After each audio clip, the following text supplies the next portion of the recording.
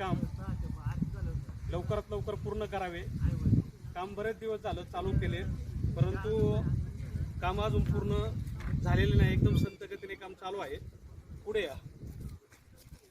हे बघा, हा रस्ता अनेक दिवस झालं खोदून ठेवलेला आहे, त्यामुळे शेतकऱ्यांची येणाऱ्या जाणाऱ्या विद्यार्थ्यांची मोठ्या प्रमाणावर अडचण निर्माण होत आहे। ग्रामस्थांना देखील मोठा त्रास होतो आहे।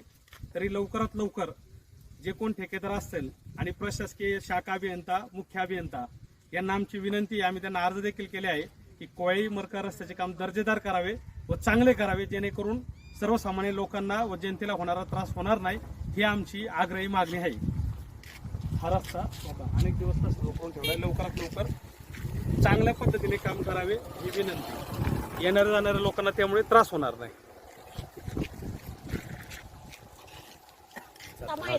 कामाचा खेळ चाललाय का थोडा चाललाय का?